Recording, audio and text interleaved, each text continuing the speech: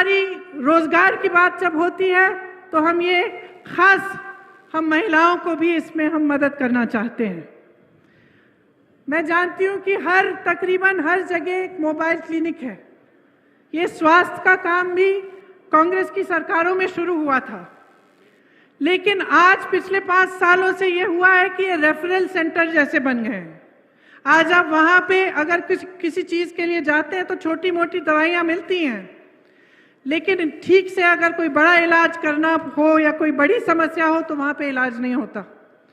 Congress party चाहती है कि आने वाले समय में हम उन पीएचसीज को मजबूत बनाएं ताकि आपको इलाज वहीं पे मिले, अच्छी अच्छी दवाइयां, अच्छी अच्छी सुविधाएं मिले। जैसे मैंने कहा, बागबानों को फसल का दाम, अपने सेबों का, मशरूम, टमाटर का दाम खुद तय करने का हक होना चाहिए। ये हक हम आपको देना चाहते हैं।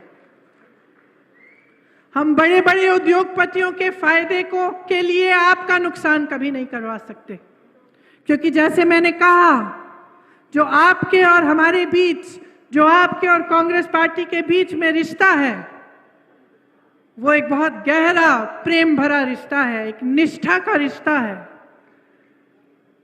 और हम चाहते हैं कि वो रिश्ता हमारे एक एक नेता निभाएं।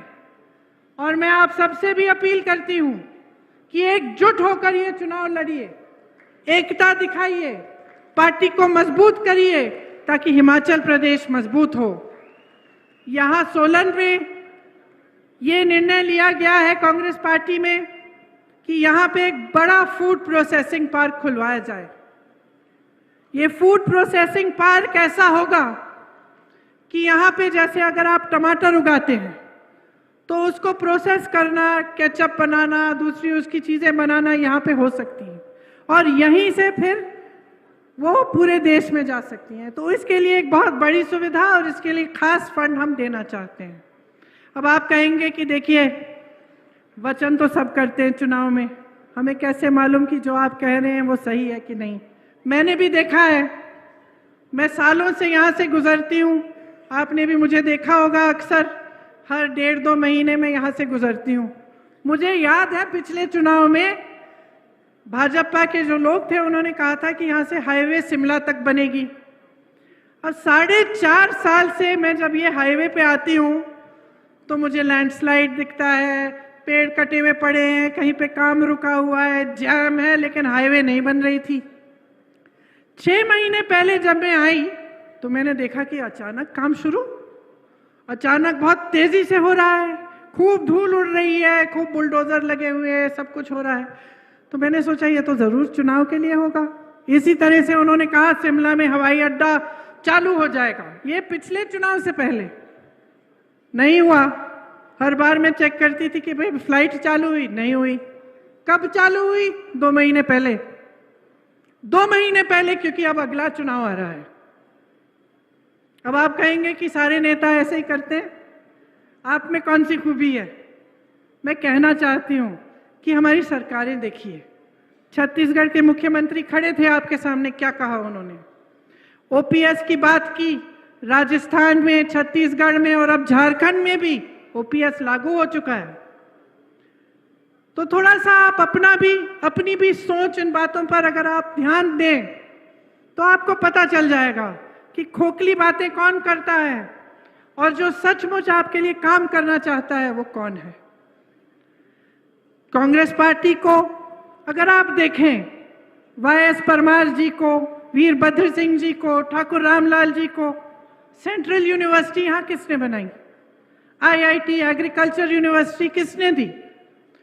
सोलन में हॉर्टिकल्चर यूनिवर्सिटी किसने बनाई? क्या इन लोगों ने बनाई? कौन सी यूनिवर्सिटी बनाई है इन्होंने?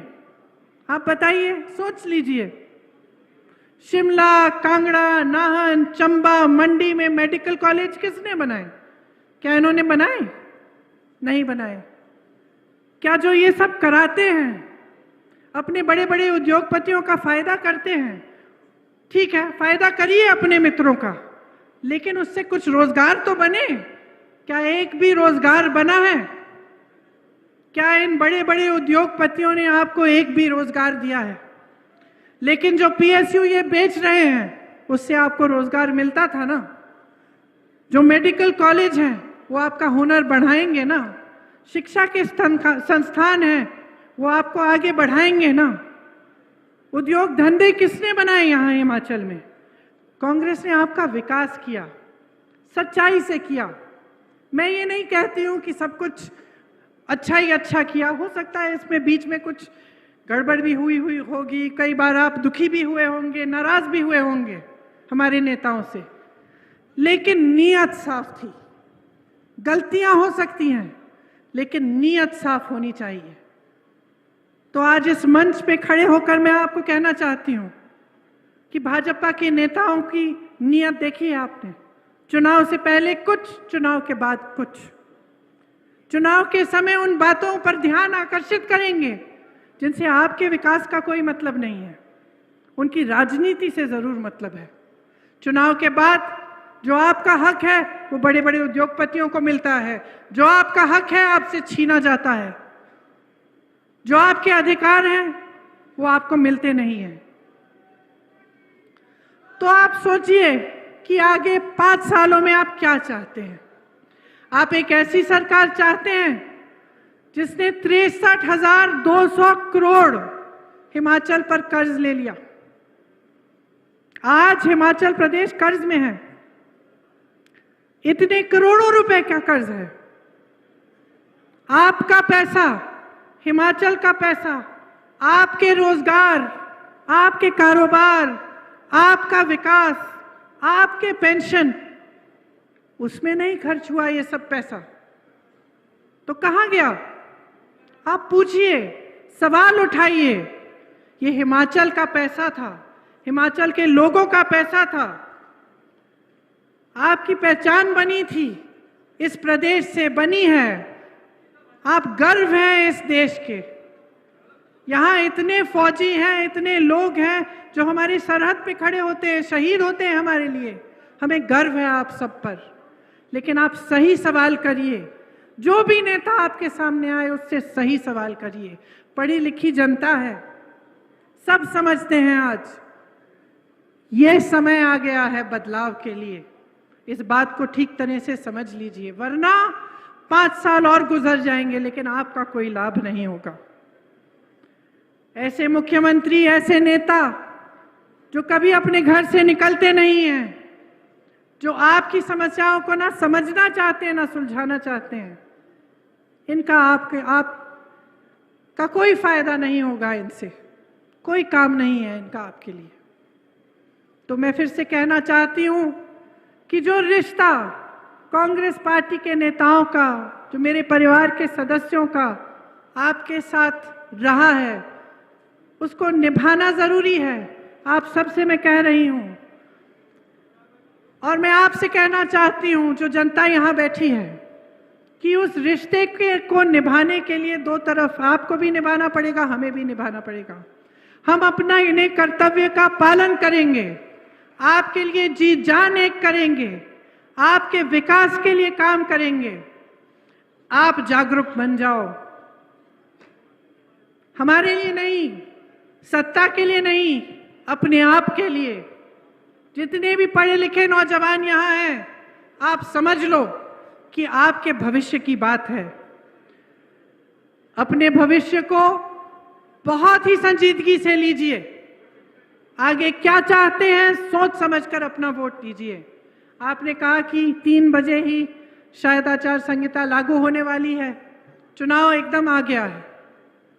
अब आप सबकी बातें सुनिए, उनका आकलन खुद करिए, सोच समझकर अपना वोट डालिए। आप कांग्रेस पार्टी को जिताएंगे तो ये प्रदेश आगे बढ़ेगा। आपको निष्ठावान नेता मिलेंगे, आपको ऐसे नेता मिलेंगे जो आपको सर्वोपरि रखेंगे। तो मेरी बातों पर आपने इतना ध्यान दिया, इसके लिए मैं बहुत बहुत धन्यवाद देती हूँ। देवभूमि को प्रणाम करते हुए परिवर्तन की प्रतिज्ञा के साथ मैं ये अपना भाषण समाप्त करती हूँ और आप सबको बहुत बहुत शुभकामनाएं देना चाहती हूँ, क्योंकि मैं जानती हूँ कि आप सही निर्णय लेंगे। आप सही निर्णय लेंगे और आप यहां पे बदलाव फिर से लाएंगे। जय हिंद, जय हिमाचल। बहुत बहुत धन्यवाद जी, धन्यवाद। आप सब लोग नारा लगाएंगे, आप बैठे रहिए। प्रियंका नहीं, ये आंधी है, दूसरी इंदिरा गांधी है।